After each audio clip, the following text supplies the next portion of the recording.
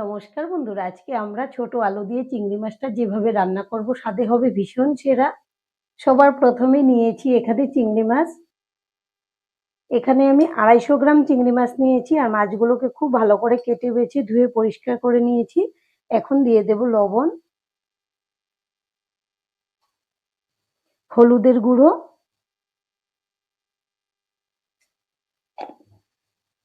আর দিয়ে দেব কাঁচা সর্ষের তেল।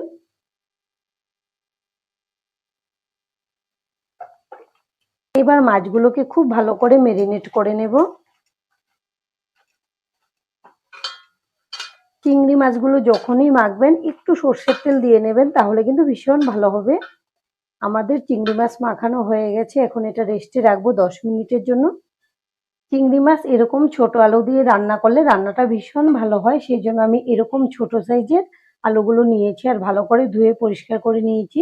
এবার একটা কুকারে নিয়ে নেব, আর আমাদের যতটুকু আলু লাগবে আমি নিয়ে নিলাম, আপনারাও আপনাদের প্রয়োজন অনুযায়ী নিয়ে নেবেন। এবার দিয়ে দেব জল, আর দেব সামান্য লবণ। এখন ঢাকনা লাগিয়ে এটাকে একটা সিটি দিয়ে নেব। যতক্ষণে আলুগুলো সেদ্ধ হবে একটা পেস্ট বানিয়ে নেব। তার জন্য এখানে নিয়েছি 2টা টমেটো, একটা মিক্সিং জারে নিয়ে নেব। যেহেতু পেস্ট করব সেই জন্য আমি টমেটোটাকে বড় করে কেটে নিয়েছি। আর এখানে নিয়েছি ছোট বাটির 1 বাটি নারকেল কোড়ানো। যদি হাতের কাছে নারকেলটা থাকে অবশ্যই দেবেন, এতে কিন্তু রান্নার টেস্ট অনেকটাই বাড়বে। এখন ঢাকনা লাগিয়ে এটাকে পেস্ট করে নেব। আমি টমেটো পেস্ট করে নিয়েছি, ঢাকনাটা খুলে নেব।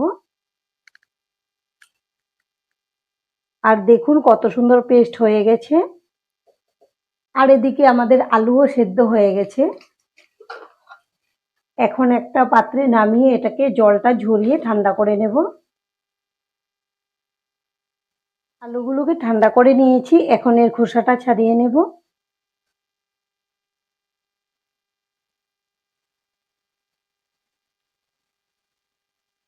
এই যে একটার খোসা ছাড়িয়ে নিয়েছি, আর এইভাবে আমি সবগুলো খোসা ছাড়িয়ে নেব। আর এদিকে মাছগুলো মেখে রেখেছিলাম, 10 মিনিট হয়ে গেছে। এখন ঢাকনাটা খুলে নেব। এবার চুলায় একটা কড়াই বসিয়েছি, কড়াইটাকে গরম করে নিয়েছি। এখন দিয়ে দেব সর্ষের তেল। আমি রান্নাটা সর্ষের তেলে করব, আপনারা চাইলে সাদা তেলেও করে নিতে পারবেন। তেলটাকে ভালো করে নেড়ে দেব। এবার দিয়ে দেব চিংড়ি মাছগুলো।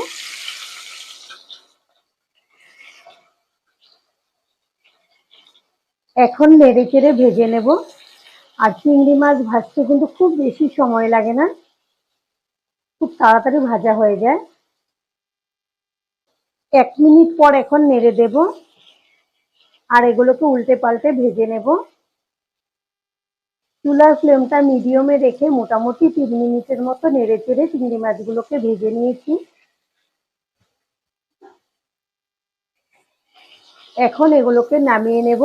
আর চিংড়ি মাছ বেশি ভাজলে কিন্তু রাবারের মতো হয়ে যায়, সেই জন্য খুব তাড়াতাড়ি নামিয়ে নিচ্ছি, মানে 3 মিনিটের মধ্যে কিন্তু খুব ভালো করে চিংড়ি মাছ ভাজা হয়ে যায়।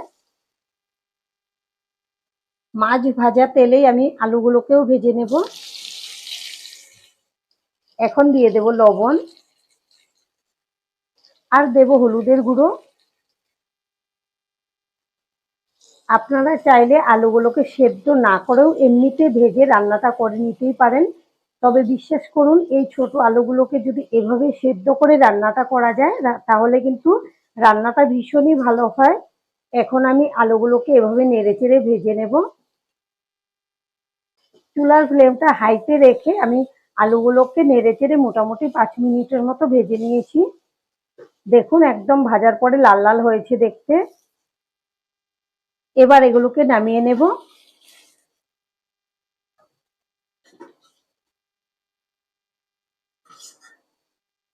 কড়াইতে আবারও দিয়ে দেব সর্ষের তেল, আর আমি সম্পূর্ণ রান্নাটা সর্ষের তেলেই করব। আর এদিকে ফোড়নের জন্য নিয়েছি 2টা শুকনো লঙ্কা, 2টা তেজপাতা, লবঙ্গ, দারচিনি, এলাচ আর গোটা জিরে সবকিছু একসঙ্গে দিয়ে দেব। এবার ফোড়নটাকে খুব ভালো করে নেড়েচেড়ে ভেজে নেব, যেন একটা মিষ্টি সেন্ট বের হয়। আর তেলের পরিমাণটা আপনাদের পছন্দ অনুযায়ী কম বেশি করে দিয়ে দেবেন। মোটামুটি 30 সেকেন্ডের মতো ফোড়নটাকে খুব ভালো করে ভেজে নিয়েছি। খুব সুন্দর একটা সেন্টও বেরিয়েছে। এবার দিয়ে দেব কোচানো পেঁয়াজ। আর দেখুন আমি পেঁয়াজগুলোকে খুব মিহি করে কুচি করে নিয়েছি।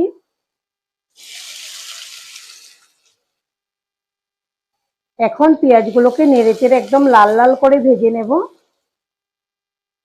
পেঁয়াজগুলোকে মোটামুটি 5 মিনিট লাগিয়ে খুব ভালো করে নেড়েচেড়ে ভেজে নিয়েছি। দেখুন কালারটাও খুব সুন্দর হয়েছে। এবার এখানে নিয়েছি 5টা কাঁচা লঙ্কা বাটা, রসুন বাটা, এখানে 3 কোয়া রসুন বেটেছি, আর এখানে 1 ইঞ্চির মতো আদা আমি শিলে বেটে নিয়েছি। এখন সবকিছু একসঙ্গে নেড়েচেড়ে ভেজে নেব যেন এর কাঁচা সেন্টটা চলে যায়। আর ঝালের পরিমাণটা আপনারা আপনাদের স্বাদ অনুযায়ী কম বেশি করে দিয়ে দেবেন। বাটা মশলাগুলো দিয়ে মোটামুটি 2 মিনিটের মতো কষিয়ে নিয়েছি। এর কাঁচা সেন্টটাও খুব ভালো করে চলে গেছে। এবার দিয়ে দেব টমেটো আর নারকেল বাটা। মিক্সিং জারটা ধুয়ে দিয়ে দেব জল। এমনিতে তো আমাদের মশলা কষাতে জল লাগবে, এই জলেই কিন্তু মশলাটা কষানো হয়ে যাবে। এখন খুব ভালো করে নেড়েচেড়ে ভেজে নেব।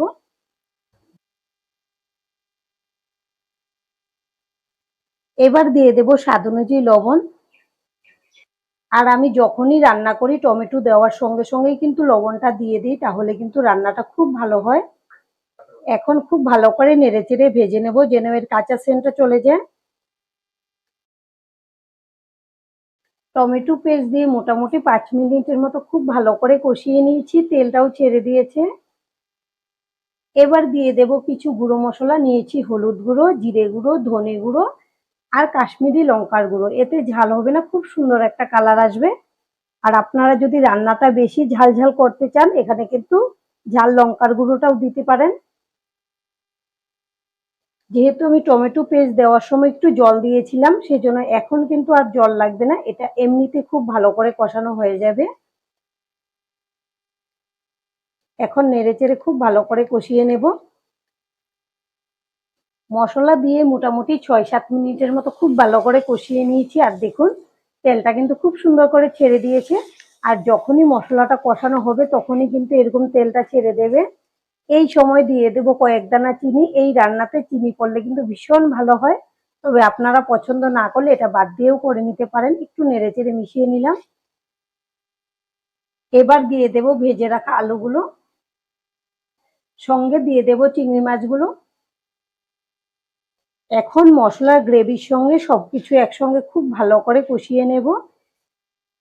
আর আমাদের আজকের এই রেসিপিটা দেখে যদি আপনাদের ভালো লাগে একটা লাইক অবশ্যই দিয়ে দেবেন। আপনাদের একটা লাইক আমাদেরকে অনেক উৎসাহ দেয় নতুন নতুন ভিডিও বানাতে। আর আমাদের চ্যানেলটিকে সাবস্ক্রাইব করে নেওয়ার জন্য অনুরোধ রইল। এখন কিন্তু একটু কষাতে হবে, তাহলে কিন্তু রান্নাটা ভালো হয়। আর এদিকে একটু আমি গরম জল বসিয়ে দিয়েছি। আলু আর চিংড়ি মাছগুলো দিয়ে আমি মোটামুটি 5 মিনিটের মতো খুব ভালো করে মশলার সঙ্গে কষিয়ে নিয়েছি।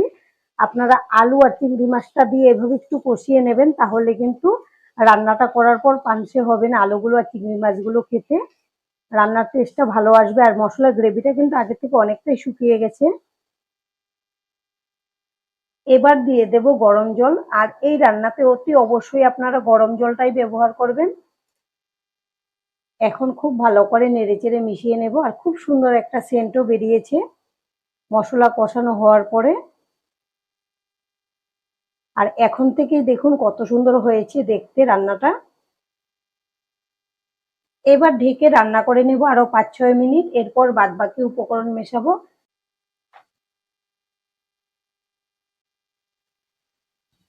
চুলার ফ্লেমটা হাইতে রেখে মোটামুটি 7 থেকে 8 মিনিট ঢেকে রান্না করে নিয়েছি। এখন ঢাকনাটা খুলে নেব।